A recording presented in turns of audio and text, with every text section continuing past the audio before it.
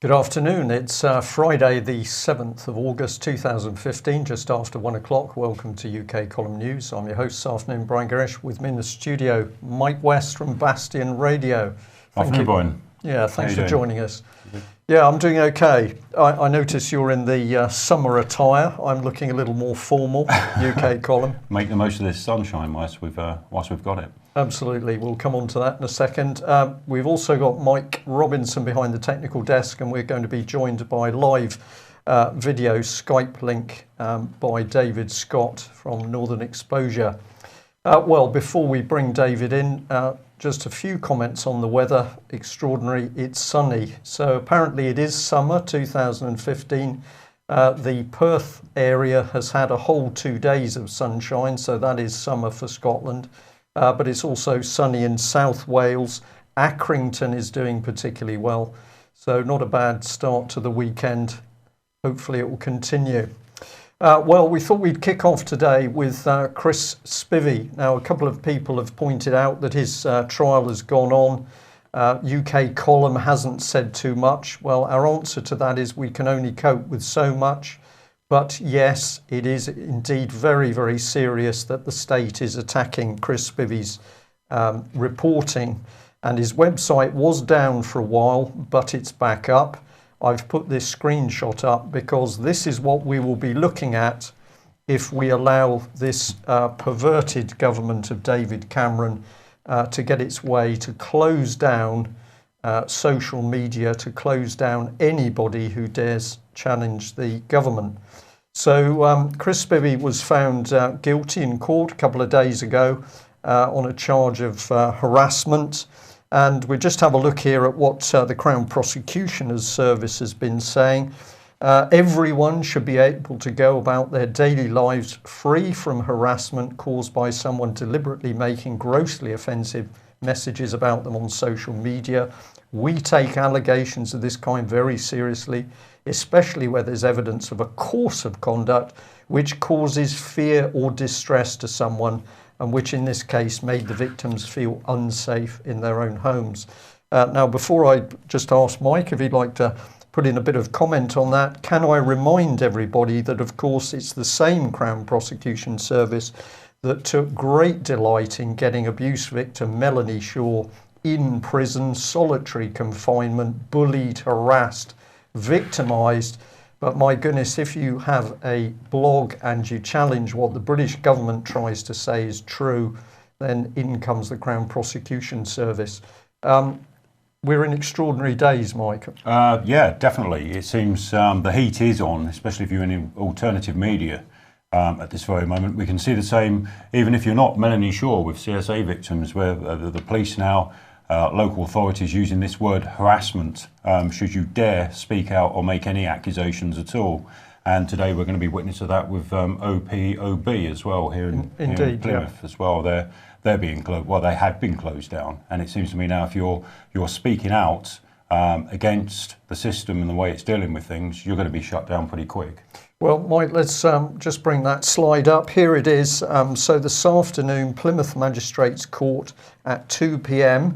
Our Place, Our Base, which had previously been putting out web-based news on a range of subjects, closed down by Plymouth City Council using so-called public protection notices. And what have these people been doing? Well, they have been warning the public of activity inside Plymouth City Council, which they say is unlawful.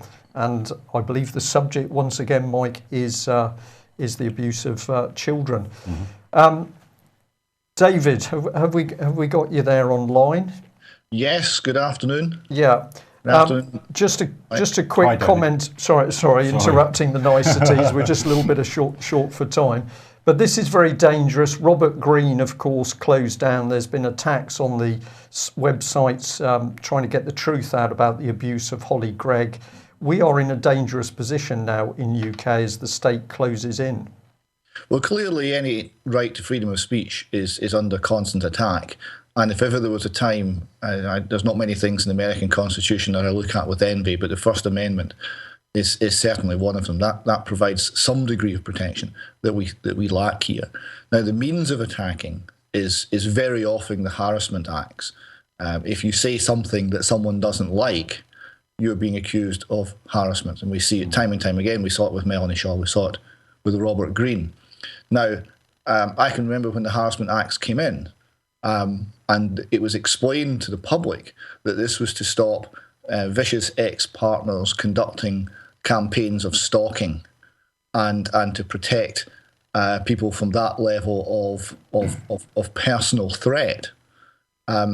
And now it's being applied to people writing unpopular things or things unpopular with the establishment on alternative media, on journalistic output. So that's very concerning. It's just as the terrorist laws are being applied to things which are clearly not terrorism, are being applied to silence dissent, the harassment laws are being applied to silence dissent. And one other thing that did strike me looking at these laws, almost the first thing when you open the Act that it says is government is exempt. Police, council workers, anyone working on behalf of the government is not covered by the Harassment Act. They cannot harass us, we can only harass them. Right. Well, I've got to say, David, I was not aware of that. That is an extremely interesting piece of information, which I think we'll have to do some more work on, because that really tells us what's coming here. Why does the state want to close down alternative media? Well, because the alternative media, the amateur media, is now overtaking mainstream press and the wider TV-based media. They are bringing the truth out. Mike, you've got the sort of material which the government doesn't really want to talk about. Well, I mean, we've been talking about for some time the ring of steel that is being built around Russia, but of course the same policy is at work in Southeast Asia, and we've just had the breakup of the foreign ministers meeting of the Association of Southeast Asian Nations, and they finished their meeting yesterday, and they said that members had serious concerns about land reclamation activities in the South China Sea, and really talking about China's activities. We'll explain that a little bit more in a second. Now they made a statement. They said, we discussed extensively the matters related to the South China Sea and remained seriously concerned over recent and ongoing developments in the area. We took note of the serious concerns expressed by some ministers on the land reclamations in the South China Sea, which have eroded trust and confidence, increased tensions, and may undermine peace, security, and stability in the South China Sea. Now, then Kerry basically accused China of restricting navigation and restricting flights over disputed areas in the South China Sea. Now, the situation is that China and some other countries like the Philippines are in dispute over some areas, some islands in the South China Sea. And Kerry said that freedom of navigation and overflight are among the essential pillars of international maritime law. Despite assurances that these freedoms would be respected, we have seen warnings issued and restrictions attempted in recent months. Let me be clear, the United States will not accept restrictions on freedom of navigation and overflight or other lawful uses of the sea. So what's it all about? Well, as I said, China is claiming most of the South China Sea, and although others have competing claims. But at the beginning of this year, the Chinese started sort of building artificial islands, the Spratly Islands, and they're using the reefs there to build some artificial islands. And the Americans are accusing them of building military bases on some of these islands, building runways which are capable of launching fighter jets and other things.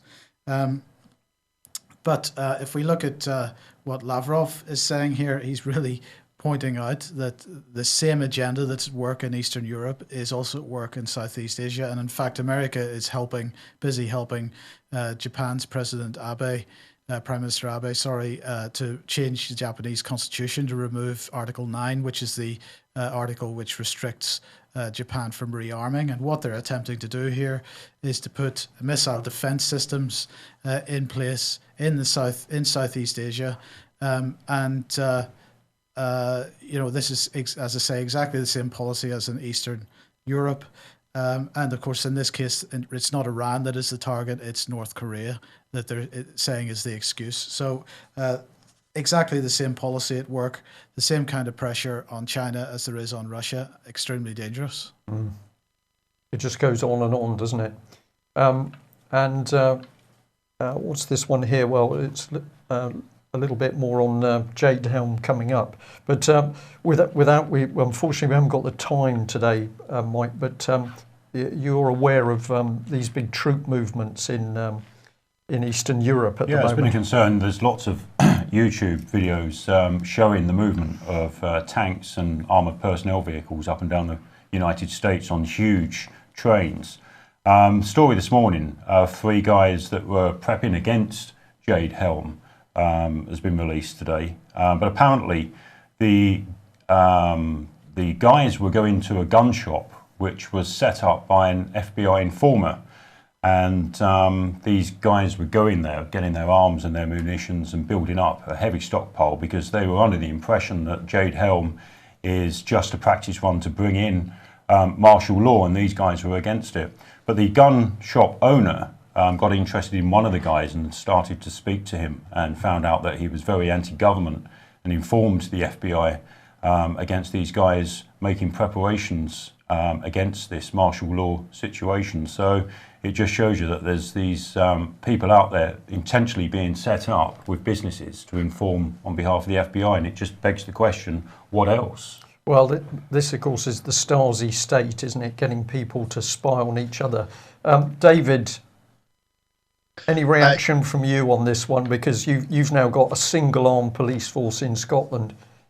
Well, I was struck there by the people in America that you've just described there, Mike, weren't, I take it, doing anything actually illegal. No. So what was wrong with them was a divergent belief system. It's thought crime. Yeah. I'm seeing that more and more. You have to think the right way. You have to love Big Brother. Yeah. Else. Okay, well, let's come back on the key subject, which is the total breakdown of British government at the moment over allegations of child abuse and paedophiles. Mike, interesting report on Lord Janner. Well, Janner, the first hearing for Janner's trial of the facts, if that's what it turns out to be, was today. And of course, Janner did not appear. The Chief Magistrate wasn't terribly happy about that. And the defence attempted to put in evidence to demonstrate why he was not fit to appear. But actually, at the end of the day, the Chief Magistrate has demanded that Janner does appear at the next hearing. And that has now been adjourned for 7 days. I believe the defence actually wanted 14, but it's going to be 7 days. So in 7 days' time, Janner is going to have to appear at the Magistrates' Court. Now, as I understand it from what the BBC's, if I can believe the BBC, but if what they're reporting today is correct, there's still the opportunity for a judge to make a decision on whether Janner is actually fit to stand for a full trial or not. So if the decision is against, then clearly it's going to be a trial of the facts, but it sounds like there is still the opportunity for a full trial. Right, interesting, isn't it, that the judge has got the possibility of effectively taking it further than the CPS wants to go. We'll just move through a bit more information on what's been happening around these paedophile, I was going to say allegations, I'm not going to use that word, the evidence that's coming up of the paedophiles at work at the heart of British government. Have a look at this. This is the Daily Mail picking up on the video where the former government whip from the Heath era simply talks about the fact that when MPs came to them with problems, small boys for example, it was covered up in order that they could later control those people. So the BBC actually Daily Mail showing this film clip. Of course, let's remember all of the connections, Heath back to Savile. And then this was the key bit. Tim Fortescue admitted in a 1995 documentary that the Dirt book allowed them to blackmail MPs into loyalty. Now, blackmail in the Mail article is it's lost in the text. But what we're really talking about, the truth is that blackmail at the heart of British government was using the abuse of children to drive a hostile political agenda. We're going to label that as a European Union political agenda, but we could debate that. But what we don't need to debate is blackmail over the abuse of children, dirty stuff at the heart of the British government. And then let's follow it through, because at the end of the article, there's this statement. Wiltshire Police said its officers and the NSPCC received a number of calls following appeals for information about Heath. The force said in a statement the investigation team will be reviewing the information and following up any lines of inquiry. Well, we want to ask a couple of questions here. Since when did the charity NSPCC become an extension of Britain's police in the investigation of serious crimes? And why will the Met Police not reveal what due diligence and background checks they've done on NSPCC as an organisation? Total silence, Mike, there from the Met Police. They don't want to go in this direction. And then we've got this statement by the NSPCC chief executive, who says that they are the most trusted children's charity in the UK. Well, who says that? Because the victims coming forward, speaking to the UK column, are all pointing a finger and saying, we're not sure we trust the NSPCC. And here he is, Peter Wanless, the chief executive. What's his background? Well, he was busy working at the heart of government with 3 cabinet ministers, including Michael Portillo. And this is a government man. And here he is working alongside the police, and we're told that the police investigations are independent. You couldn't make this up. David, you're smiling. Independence has a very strange meaning now. What independence in the UK means, if you spend 20 years with an organisation and you're seconded away from that organisation for 6 months to some ad hoc committee, so you're not temporarily on the payroll, but you're going back to the original organisation and you're going to receive a pension from that original organisation, you are independent. Independence is a joke. True independence, you have to look at what the incentives are. You have to look at who's actually free to do the right thing and who has financial or other pressures to cover up information. The NSPCC is funded by government. It's the gatekeeper organisation. When you phone the Goddard inquiry, you're not speaking to the Goddard inquiry, you're speaking to the NSPCC, who then filter or summarise the information and pass it on. They're in an extraordinarily powerful position, and they are part of the establishment we're meant to be investigating. Yeah, this is absolutely true. Well, I got another couple of slides, and then we'll go to Mike for some comment. But first of all, I'm going to say credit where it's due, because of course the man that the mainstream press and media have laughed at for years, David Icke, was the man who was prepared to stand up and be counted and called Ted Heath a paedophile while he was still alive. Isn't it remarkable that now all of the material David Icke was talking about in this respect, child abuse and what was happening at the heart of the British establishment, is coming up to the surface? But with everything that's appearing, let's just look at what the Metropolitan Police are up to. And we're saying here, welcome to the Met Police cover-up, because what are they about? They're about protecting the establishment and reputations at all costs. We're bringing the Evening Standard. They've got a big article about Heath. Sir Edward Heath, abused boy of 14 at a London party, says Jimmy Savile's nephew. What does the police say? Well, Met Commissioner Sir Bernard Hogan-Howe refused to go into detail about the investigation into Sir Edward, saying we take great care to preserve people's reputations. Well, that's what it's about. It's not about protecting children, getting justice for those victims. Here is the head of the Met Police saying his job is about protecting people's reputations. And if we come in from the Telegraph, also got a big article, we've got Bernard Hogan-Howe now saying that he should not have been named as a suspect. I mean, this man is just so obvious what his job is. His job is conduct the cover-up. And I'll add this one in before Mike was see what you've got to say. Somebody pointed out to me that the Dunblane Unburied book, which of course was exposing all the stuff the mainstream press didn't talk about Dunblane including the fact there was the procuring of children going on, the book has suddenly disappeared from everywhere. And if you want to get hold of one, you're going to pay money. So the minimum price on the screen is £100 and the maximum price on screen is £1,500. Why is this book so valuable? Because it takes the lid off another government cover-up. Yeah, totally agree. And, just going back, someone's put in the chat box there about the likes of Cafcass. These are all layers of the onion that are there to protect these organisations, people like Ted Heath and Yana. And, we're just seeing gatekeepers. That's all we're seeing. These people are gatekeepers, especially Hogan Howe. He's a common purpose trained gatekeeper as far as I'm concerned, and part of the protection layer. Yeah. Well, we've got other things happening which we think are significant. Thank you very much to the viewer that pointed this out to us. We weren't aware of it. But all of a sudden, the British Adoption and Fostering Agency has shut down. And they are saying, in the face of significant changes and prevailing economic conditions, Bath's Board of Trustees have to announce the charity's closure from today, 31st of July. So just as all sorts of problems with children, child abuse, the protection, the care of children is coming to the surface, here we've got to close down in a hurry.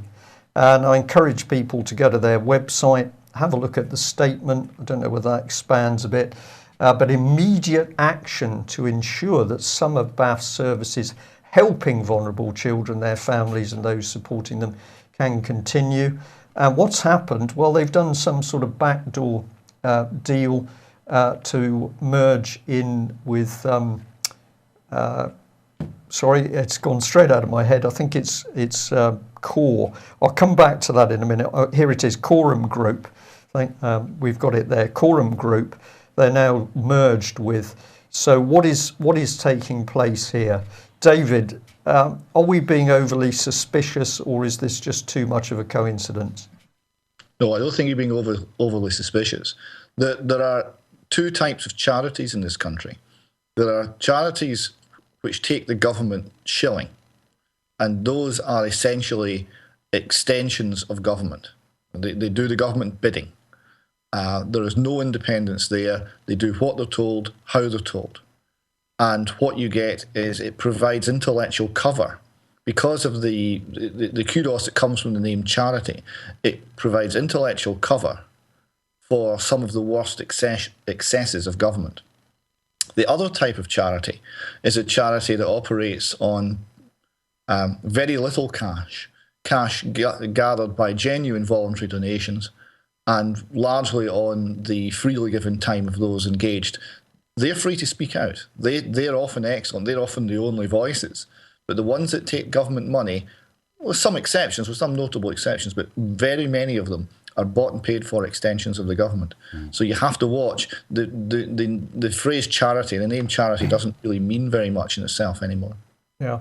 Well, David, so stay with us, because, of course, you pointed out that the Mail had also picked up on this horrific video where a woman is calmly eating and drinking and discussing how she can provide body parts to the highest bidder. I mean, this is sick stuff. So we've got body parts from fetuses being sold. Is it too big a step to say, have we perhaps got body parts from young children being sold? What do you make of this Mail story? It's very striking in many, many ways.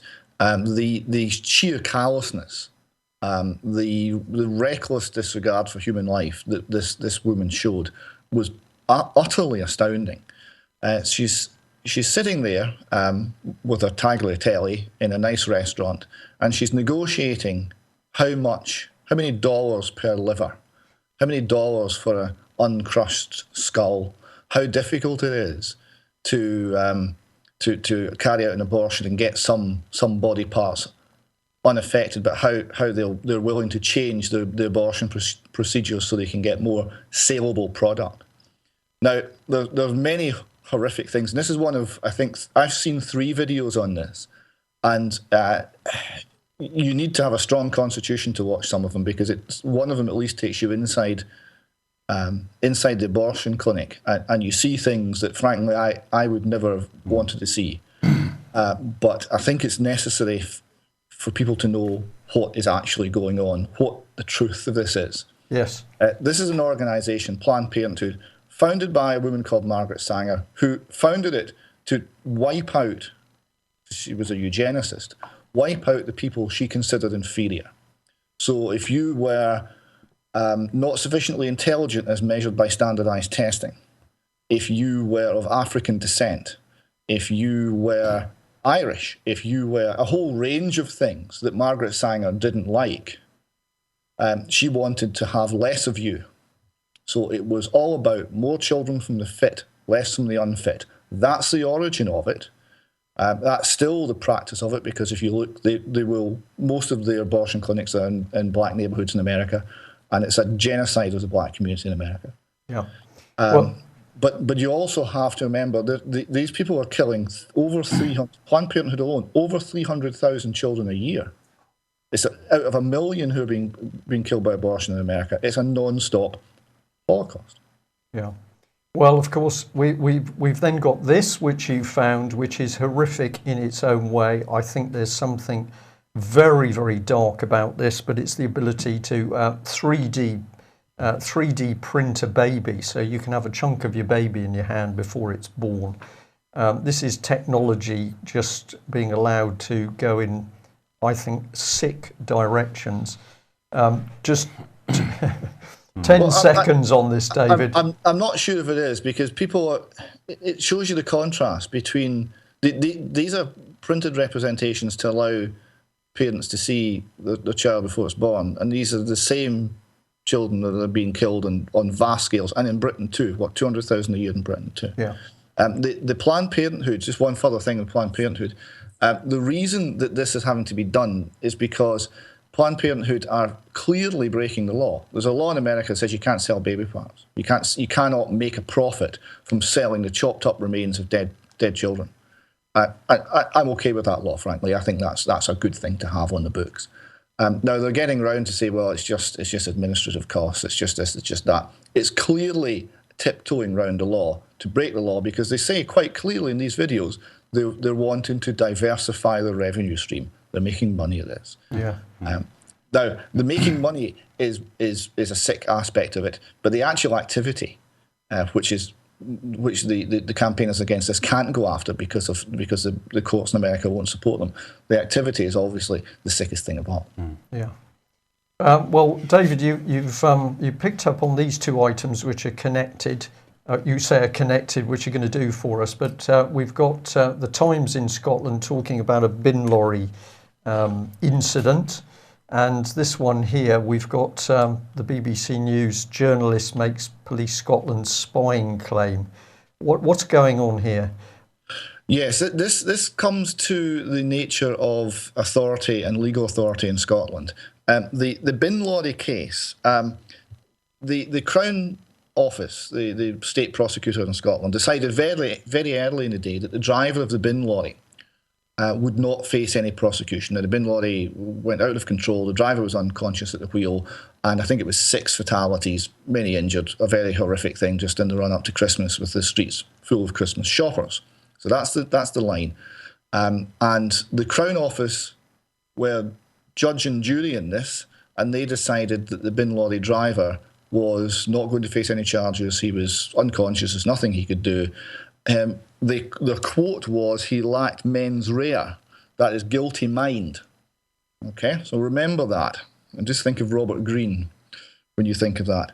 It's now come out that he was actually unconscious before. He was a bus driver before. He lost consciousness at the wheel of the bus at a bus stop. Someone from the bus phoned the bus company and said the driver's unconscious.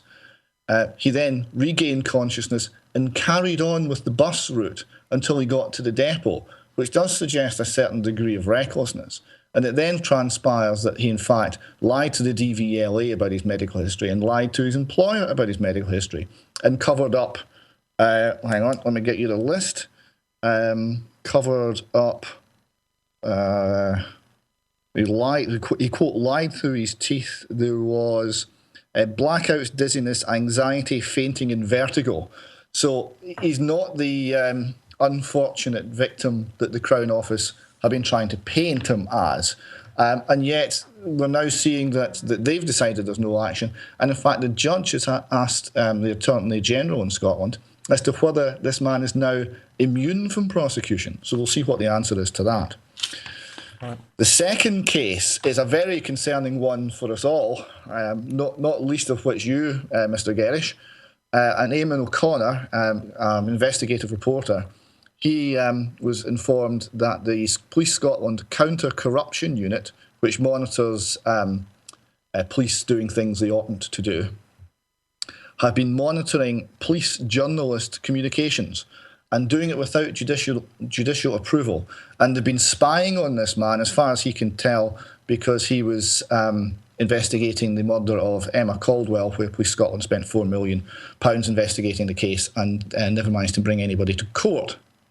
Something that Police Scotland might not want you investigating, but surely in a free society, something that this man should be absolutely free to investigate, and investigate without Police Scotland spying on him. So I think there's much more to come out about that as well. Yeah, and as I've said several times, this is Britain under David Cameron's government. Well, okay, you've got the lady. I'm not doing well today. Name's dropping out of my head.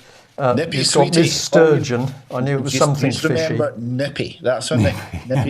Nippy. Nippy the fish. Nippy the sturgeon. Okay, well, we're coming back to the state spying, the state clamping down, doesn't want information coming out. Fascinated with this. Somebody's been watching UK Column News because we had this picture of Hiroshima up, I think yesterday, wasn't it, Michael, the day? Yeah. So the National, what's the National on about here then? Well, the National was wonderfully described on Twitter this week as an SNP fanzine. And I thought that was a beautiful description because it really is. It's very much Pravda for Scottish people. It's very biased in its approach. But it does do good headline pages. But unfortunately, in this case, it's got the story wrong.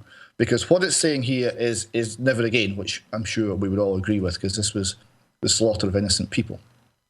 And they then go on to make a case for getting rid of Trident and having a nuclear-free Scotland on the basis that somehow magically everyone else will follow us, which is clearly nonsense.